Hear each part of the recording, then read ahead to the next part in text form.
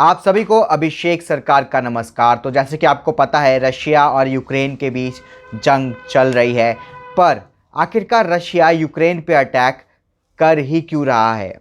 Russia का मकसद क्या है?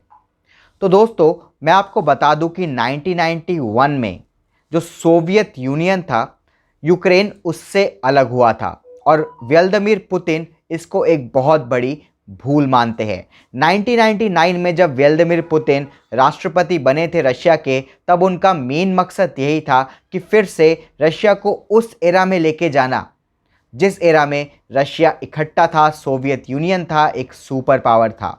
1999 से जो व्लादिमीर पुतिन है वो इसी मकसद के साथ काम कर रहे हैं। और दोस्तों, अगर व्लादिमीर पुतिन को अपना ये मकसद पूरा करना है तो सबसे इम्पॉर्टेंट देश है यूक्रेन, क्योंकि 2015 के एक भाषण में व्लादिमीर पुतिन ने कहा था कि यूक्रेन सोवियत यूनियन रशिया का ताज है और ये रशिया का ही हिस्सा होना चाहिए। एक तो यूक्रेन पर अटैक करने का ये मकसद हो सकता है कि फिर से अपना दबदबा हासिल करने का, क्योंकि जब से व्लादिमीर पुतिन प्रेसिडेंट बने हैं, उन्होंने जॉर्जिया पे अटैक किया था 2008 में। वहाँ पे उन्होंने अपने 2 हिस्से पे कब्जा कर लिया था। इसके बाद यूक्रेन के ही क्रीमिया पे अटैक किया था 2014 में और क्रीमिया को उन्होंने एनेक्स कर लिया था। बेलारूस पूरी तरीके से डिपेंडेंट है रशिया के ऊपर, आर्थिक और सैन्य शक्ति के लिए पूरी तरीके से रशिया पे डिपेंड है, उनका मेन अलाई है। और ज़्यादातर जितने भी सोवियत यूनियन के देश थे उस समय जो अलग हुए थे 91 में, उनको साथ लेके आता जा रहा है रशिया। रशिया की एक और दिक्कत है, वो है नेटो की।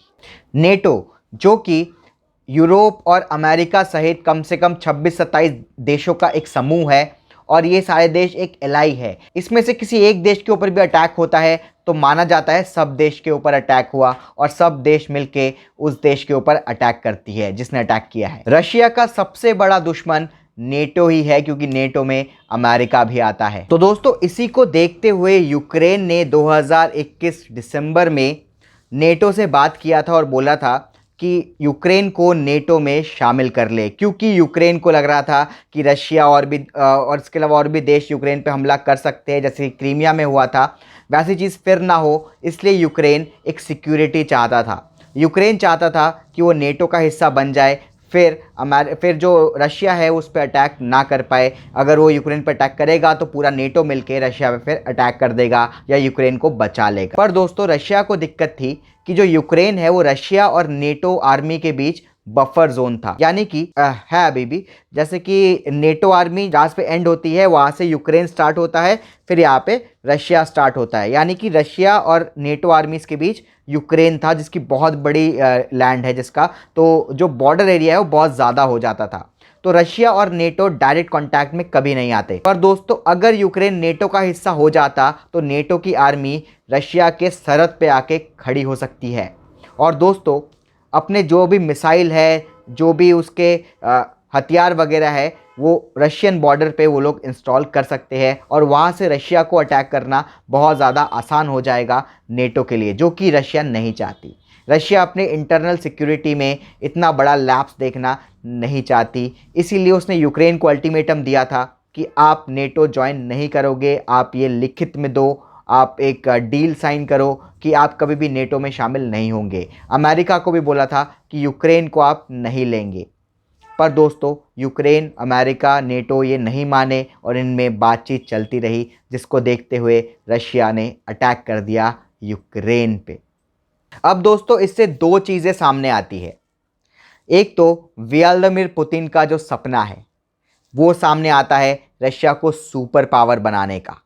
रशिया को सुपर पावर फिर से ऐसे बनाने का कि मान लीजिए अभी इस समय नेटो कुछ नहीं करती है और यूक्रेन से जो करवाना चाहती है रशिया इजीली करवा लेती है, तो पूरी दुनिया में ऐसा लगेगा कि अब जैसे अमेरिका सुपर पावर नहीं रहा, अब चाइना, रशिया, इन लोगों के हाथ में पूरा दबदबा आ चुका है, इन लोगों के पास पावर आ चुका है और ये लोग आंख में आंख डाल के अमेरिका को चैलेंज कर सकते हैं। अब अमेरिका की औकात घट गई है।